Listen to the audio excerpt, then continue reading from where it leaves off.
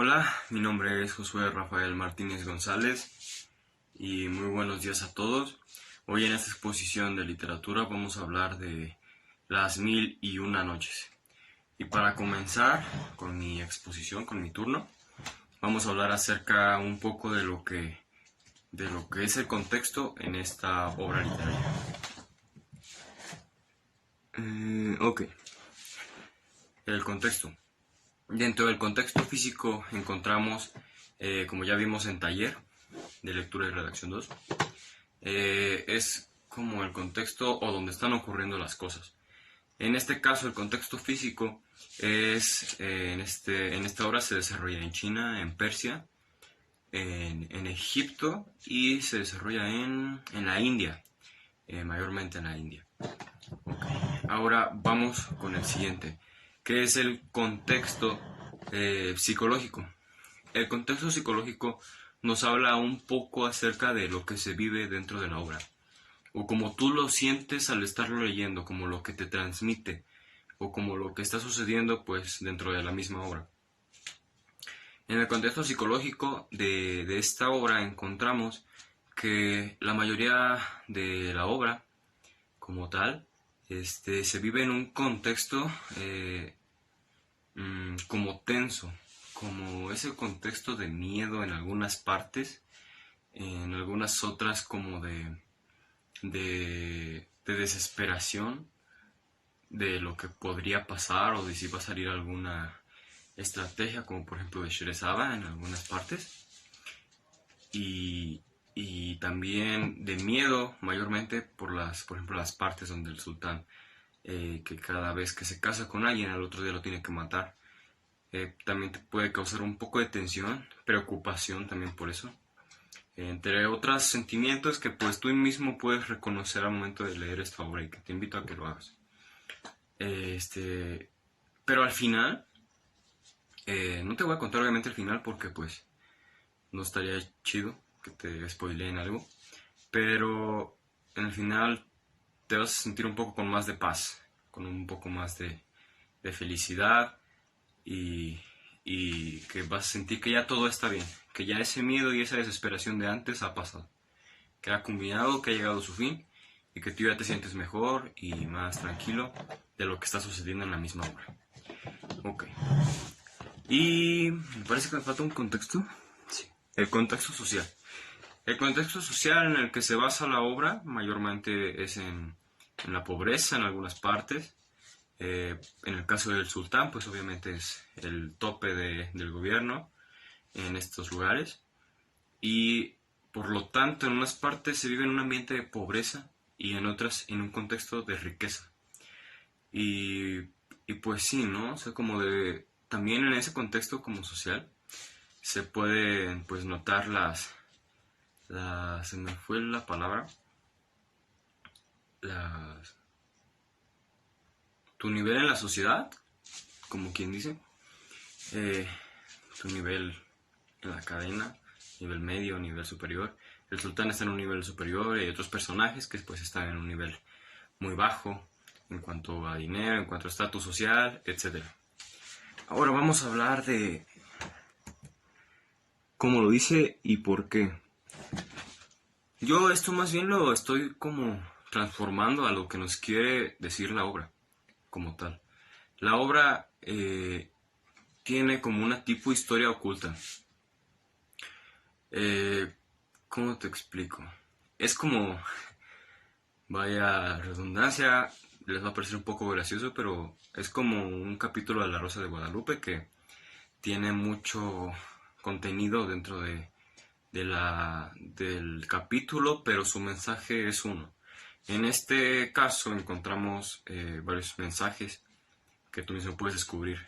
Entre algunos de ellos se encuentra que pues toda la obra trata de cómo el sultán es una persona pues mala, como nos la pintan al parecer. Pero también nos dice que tiene su lado sensible. Y un mensaje que a mí se me quedó muy grabado de esta obra es que nunca es tarde para cambiar, nunca es tarde para mejorar. Y que pues las personas siempre tenemos que buscar, pues como quien dice, ver el lado bueno de la vida. Que es lo que Sherezada ocasionó en el sultán, lo que lo hizo cambiar de opinión acerca de pues matar a sus novias al otro día.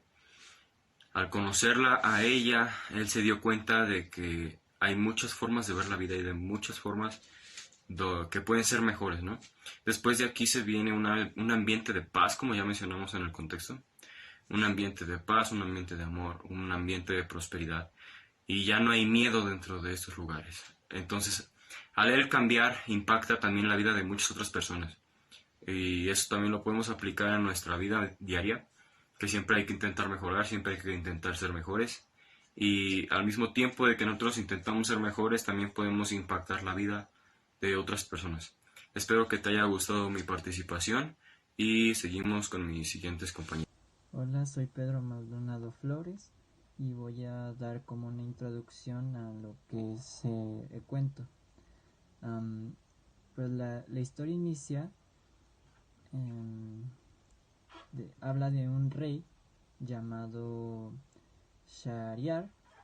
Este rey salía de cacería y un día que regresa de cacería más temprano, regresa a su hogar y encuentra a su esposa que lo estaba engañando con un esclavo. El rey se enfurece y ordena la muerte de su esposa y del esclavo. Um, el rey pues no le fue suficiente la muerte de su esposa, ya que seguía teniendo un gran odio y se notaba que poco a poco su salud iba deteriorando. Entonces el rey le habla a su visir y le dice que le envíe a unas doncellas todos los días. El rey las desposaba y al pasar la noche él recordaba la infidelidad de su esposa. Por lo tanto, el rey se enfurecía y ordenaba la muerte de sus nuevas esposas. Esto pasó mucho, que llegó un momento que la gente huía para evitar la muerte de sus hijas. Un día el rey le vuelve a hablar a su visir y le vuelve a pedir que traiga otra doncella pues sí, al reino, se podría decir. Y el visir, pues sin decir nada, va a buscar una doncella. Pero esta vez el visir no encontró nada. Entonces el visir se preocupa y piensa pues, que el rey lo va a matar. Entonces recuerda que tiene dos hijas, una que era la mayor llamada Sherezade y otra la menor llamada Doniazade. Bueno, entonces llega el visir a su hogar y le comenta a Sherezade lo que sucede. Sherezade inmediatamente dice que está de acuerdo con casarse con el rey. Entonces, pues Sherezade era una chica muy inteligente. Ella leía mucho y sabía muchas cosas. Entonces, antes de irse con el rey al palacio, le habla a su hermana Doniazada. No, Doniazada, sí. Y, y este y Sherezade le dice a Doniazada que cuando ella se case, la va a mandar a hablar y que cuando llegue al palacio le pidiera que contara un cuento. Entonces así sucedió. Sherezade se casa con el rey y le pide al rey ver a su hermana. Entonces el rey le habla a la hermana de Sherezade y esta llega al palacio. Ella al llegar le dice a Sherezade que sí puede contar una historia. Sherezade empieza a contar la historia. La historia se le hizo muy, ¿cómo decirlo?, muy interesante al rey. Entonces el rey pensó, no la voy a matar, voy a esperar, ya que Sherezade había dicho que tenía historias mejores que podría contar, pero la siguiente noche. Y así sucedió. El rey dejó vivir a Sherezade. Entonces Sherezade contaba más historias, pero nunca las terminaba porque el rey pues podía matarla.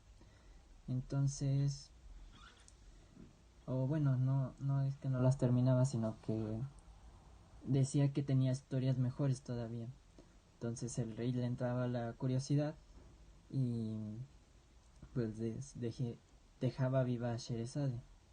Entonces Sherezade empieza a contar varias historias, entre las cuales en las que se ve en el cuento en general, la de los viajes de Sinbad el marino, Ali Baba y los 40 ladrones, y Aladino y la lámpara maravillosa.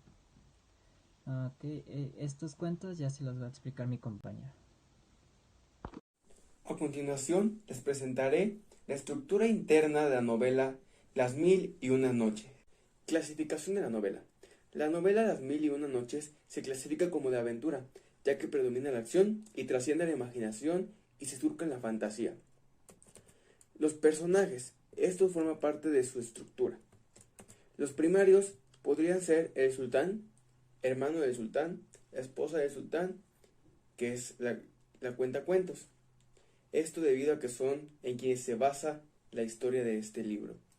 Los personajes secundarios es la esposa del sultán y esposa de su hermano, hermana de Sherezada, Danda, el visir, padre de Sherezada, y Dionizada. Los personajes ambientales, Aladino, Sinbad y los personajes de las demás historias que cuenta Sherezada, ya que recordemos que esa historia se compone de varios cuentos dentro de la misma. Los personajes incidentales serían las esposas de cada quien, del sultán Shahrizar, el esclavo negro con el que la primera esposa lo engaña. Después de aquí nos pasamos al tipo de narrador, que sería en tercera persona, ya que desde que la joven comienza con la historia, se convierte en omnisciente. La época de este libro más o menos data del año 1500, si no es que un poquito más adelante, pero así lo vamos a clasificar. El ambiente se lleva a cabo particularmente en la India, pero por cada cuento varía el tipo de ambiente, pero se enfoca en representar las diferentes culturas del Oriente. El tiempo son planos temporales. Técnica, contrapunto. Perspectiva de la narración, indirecta libre. Temporalidad, por engarzamiento, ya que introduce historias que no tienen nada que ver con la historia principal. Recordemos lo que le mencionaba hace un momento. Esta historia se compone de varios cuentos que a fin de cuentas no afectan a la historia principal. El tema abarca pequeños anexos en esta historia que transcurre.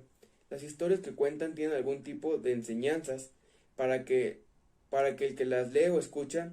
Esos cuentos tienen variedad de género, ya que las pequeñas historias pueden ser desde románticas hasta de aventuras, entre otras. La trama se clasifica como abierta. En esta historia tenemos recursos narrativos como el procedimiento dialogal, ya que varía en su forma. ¿De qué tratan los cuentos? En el cuento nos dicta que transcurridas 536 noches, Sherezade empezó a narrar las aventuras de Sinbad el marino y las hazañas de Sinbad. En este relato, Sinbad el faquín, que era un hombre pobre y para ganarse la vida transportaba bultos muy pesados en su cabeza de un punto a otro de la ciudad. En una tarde, saliendo de su trabajo, Sinbad se puso a respirar y a implorar a Alá. De una puerta salió un joven que le dijo: «Mi señor ha escuchado tus lamentos, sígueme». Al llegar, el dueño de la casa le dijo: «He sabido que te llamas igual que yo, porque mi nombre es Simbad el Marino». Simbad el Marino, escuchando las plegarias de Simbad, se ofrece a contarle la historia de su vida. Él cuenta que gastaba mucho dinero en manjares y vestidos, hasta que un día se dio cuenta que se había quedado en la pobreza, así que decidió vender todo lo que le quedaba y se embarcó con otros y navegaron por el río Basora hasta salir del mar. Navegando entre días y noches, llegan a una isla donde el capitán ordenó desembarcar. Horas después se dieron cuenta que era un pez gigante, porque él se empezó a mover. Se perdió de la tripulación y se quedó naufragando. Terminando de contar esa historia, Simbad el Marino le robó a Simbad el Faquín para que se quedase a cenar y, una vez terminando, entregarle 1000 monedas de oro para que volviera al día siguiente. En la segunda historia de Simbad el Marino nos cuenta de cómo sobrevivió a una isla de grandes animales y de un gran pájaro llamado Roc, donde tuvo que meterse adentro de una res para poder sobrevivir. Nos dice que esta isla había muchísimos diamantes y llega un momento donde conoce a otra civilización e intercambian entre ellos oro y plata. Simbad el Marino regresa a Basora, en donde no deja de ser generosamente repartiendo dádivas entre sus familiares y amigos. Al final de la segunda historia pasa lo mismo que en la noche anterior, cenan y después le da 100 monedas de oro, pero esta vez le dice que regrese al día siguiente porque tiene una historia que contar mejor que las anteriores dos. En el tercer día, Simbad cuenta cómo tuvo que luchar contra un monstruo gigante para evitar ser empalado y asimismo tragado. Tratando de escapar del gigante monstruo, les empieza a aventar piedras hasta crear grandes olas. Esto lo llevó a una isla donde tuvo que trabajar por día recogiendo y vendiendo cocos. Tras su regreso a Basora, pasó por muchas islas intercambiando y comercializando los cocos, dándole a cambio canela y perlas preciosas. Simbad el Marino le contó a Simbad el Faquín que en total hizo 7 viajes y que estuvo ausente de su patria 27 años. Después, Simbad el Marino invitó a Simbad el Faquín a ser mayordomo y así vivieron fraternalmente hasta la muerte. Sherezada también cuenta Ali Baba y los 40 ladrones. Sherezada le empieza contando que en una ciudad de Persia vivían 2 hermanos, uno se llamaba Qasim y el otro Ali Baba. Cuando su padre murió, se repartieron las cosas por herencia. Después de que Qasim se casó con una chica muy linda y rica, mientras tanto Ali Baba trabajaba de leñador para así poder comprar un asno hasta llegar a tener un tercer asno. En una de sus aventuras por el bosque se encontró con unos ladrones. Él se tuvo que esconder, pero pudo estar cerca y así lograr contar a todos los ladrones. Eran 40, ni uno más ni uno menos. Al estar observando a los ladrones, vio que entraron a una cueva misteriosamente con la palabra «Ábrete sésamo» y así mismo «Ciérrate sésamo». Cuando los ladrones se fueron de la cueva, Ali Baba entró con las palabras mágicas. Se dio cuenta que había muchísimo oro y cosas preciosas. Aprovechó para llevarse a sus 3 asnos llenos de oro. Se fue muy impresionado para su casa. Se fue directamente hacia la cocina para enterrar el oro. En ese intento de enterrar el oro, la esposa de su hermano se da cuenta y Ali Baba opta por contarle la verdad a Qasim. Qasim va para la cueva y entra con la palabra mágica, pero se le olvida la palabra para salir. Se estuvo ahí por horas hasta que llegaron los 40 ladrones. Y sin darse cuenta, sorprendiéndoles, ellos reaccionaron rápido y lo único que hicieron fue descuartizarlo. Pasó el tiempo y los ladrones se fueron. Ali Baba fue a buscar a su hermano a esa tal cueva y lo que encontró lo hizo ponerse de rodillas y llorar. Se llevó a su hermano descuartizado para decirle lo que había pasado a la esposa de su hermano. Y esto es un poco de lo que Sherezade cuenta en la historia. Cuando Sherezade acabó de contar la historia de Ali Baba, se cayó sonriendo. Entonces Sherezade dijo: ¿Cuentan qué? Pero en este momento vio aparecer la mañana y se cayó discreta. Esta vez Sherezade cuenta la gran historia de Aladino, la lámpara maravillosa. En una ciudad de China había un hombre llamado Mustafa que se dedicaba a la sastrería. Mustafa tenía un hijo, Aladino, que era un chico desobediente. Cuando Mustafa murió, la pobre esposa tuvo que vender la tienda de sastrería para poder vivir por algún tiempo. Aladín, sin la presencia de su padre, pasaba todos los días fuera de casa, yendo nada más a la hora de comida. Estando fuera de casa, Aladino encuentra a su tío, revelándole que su papá estaba muerto. Recibiendo esta noticia, juntos fueron a la casa de la esposa de Mustafa. A la mañana siguiente, Aladino y su tío echaron a andar juntos a las murallas de la ciudad. En ese día, Aladino queda atrapado en una cueva con una lámpara que el mago le había pedido, pero que no se la entregó porque discutieron entre ellos y eso provocó que se cerrara la puerta de mármol, que era la puerta de la cueva. Frotándose todo el cuerpo desesperado, frotó aquella lámpara, en donde salió un mago. «Yo soy tu esclavo, majestad, puede ordenar lo que sea». Aladino sin pensar dijo: «Sácame de esta cueva», y mágicamente se teletransportó. Al día siguiente, el sultán ordenó cerrar todos los puestos porque saldría su hija Badrul Budur. En ese momento, Aladino se enamoró e hizo lo posible con ayuda del mago para casarse con la hija del sultán. Antes de eso, Aladín fue a pedirle al mago de la lámpara un palacio hermoso, digno de la hija del sultán. Aquel mago que había intentado estafar a Aladino quiso saber si había muerto o no. Se llevó una gran sorpresa al saber que conservaba la lámpara y gozaba de ella. El mago, en un intento de obtener la lámpara, lo logró y desea que el palacio sea transportado a su país. Aladín, con el anillo que le había dado el mago en aquella cueva, se le transportó a donde estaba el palacio que había deseado. Aquella tarde el mago murió envenenado, gracias a una copa de soporífero que bebió. Desde entonces vivieron una vida feliz Aladino y la hija del sultán. Tuvieron 2 hijos hermosos como lunas. De nada careció su dicha hasta la llegada inevitable de la separadora de amigos, la muerte. A lo largo de 3 años, noche a noche, Sherezade contó al rey historias tan maravillosas. Entretanto, la joven había dado al rey 3 hermosos hijos varones. En la noche 1001 se presentó ante el rey, se inclinó ante él para besarle el suelo en señal de respeto y dijo: «Oh rey Shahriar, esposo mío, tu esposa lleva ya 1001 noches contándote historias de tiempos muy remotos. Solicito ahora tu permiso para expresar un deseo». «Pide, Sherezade», dijo el rey, «y lo que pidas será concedido». Puso a sus hijos delante del rey y volvió a inclinarse y a besar el suelo. «Oh rey Shahriar, esposo mío, contempla a tus hijos, te ruego que me permitas vivir para atenderles. Si me matas, estos niños quedarán sin madre». El rey aceptó. Mientras tanto, él recorrió los barrios más pobres, entregando a todos bellos regalos. Desde aquella noche, los habitantes del reino recibieron un trato más justo y fueron gobernados por una serenidad y paz. Sherezade y el rey Shahriar vivieron una vida feliz hasta que los visitó la destructora de dulzuras, la constructora de tumbas, la muerte. En el libro de las 1001 noches podemos encontrar varios recursos literarios. Entre ellos tenemos a la prosopopeya, la hipérbole, la enumeración, las metáforas y las imágenes. Una metáfora es una comparación entre alguna cualidad que tiene una persona o un personaje con algún otro objeto. Tenemos el típico ejemplo de sus labios rojos, como las rosas. Luego tenemos a la prosopopeya, que es la aparición de personajes fantásticos.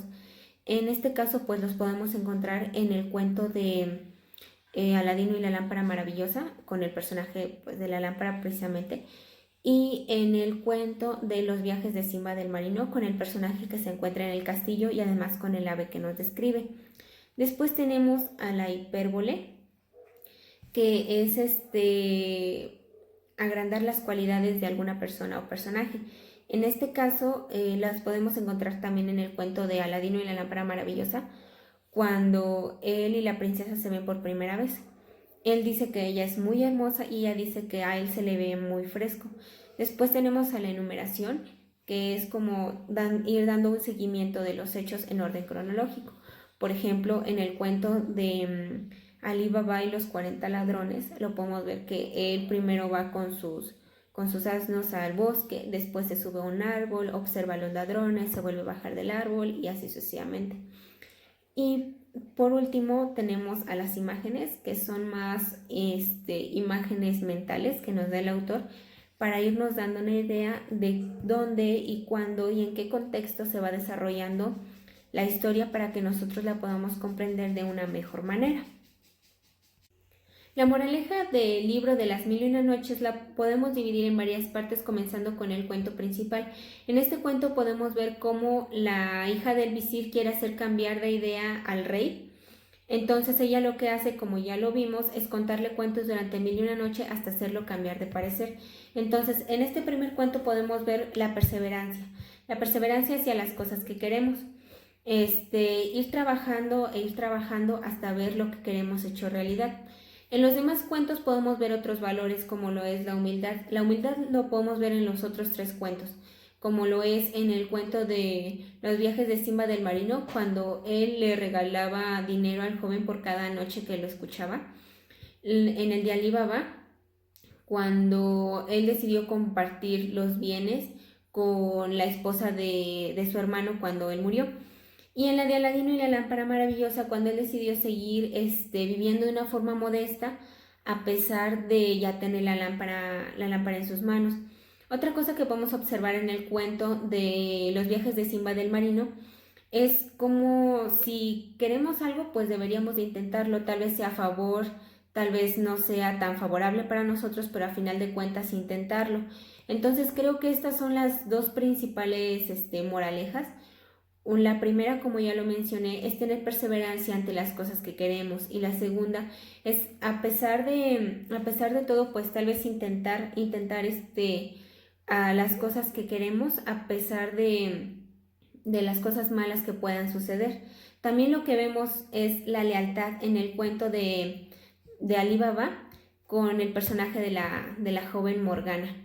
Entonces creo que esto sería lo que nos quiere expresar este libro principalmente. Bueno, pues ¿por qué es importante leer la obra actualmente? Pues para empezar, Las Mil y una Noche es una historia muy famosa que contiene cuentos tradicionales del Medio Oriente.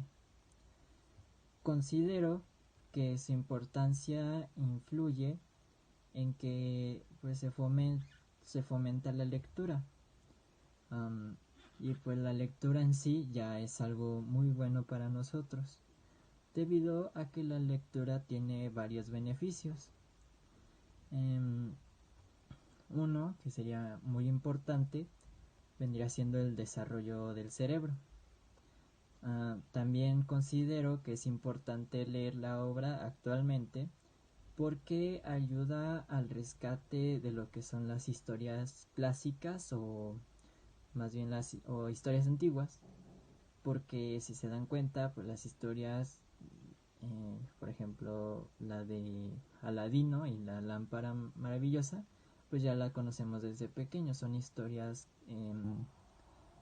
así que clásicas, que se cuentan por generación en generación. También considero que es importante porque algunas historias pues dejan una moraleja. Si te pones a pensar, pues sí dejan alguna moraleja, y estas moralejas ayudan pues para evitar que meterte en algún problema. Y por último, es importante porque pues se rescata un poco de la cultura antigua. ¿A qué me refiero con esto? Pues me refiero a que pues sí se rescata como los pensamientos o algunas creencias que pues se tenían en tiempos antiguos y en esas zonas, por decirlo, ¿no? Como por un ejemplo, en el relato pues se menciona a Alá. Entonces, pues sí vienen siendo como creencias que se tenían en ese momento, que algunas que otras todavía se tienen hasta la fecha, pero pues es interesante conocer un poco sobre la cultura de la antigüedad. Y pues básicamente esa sería la importancia de leer esta obra.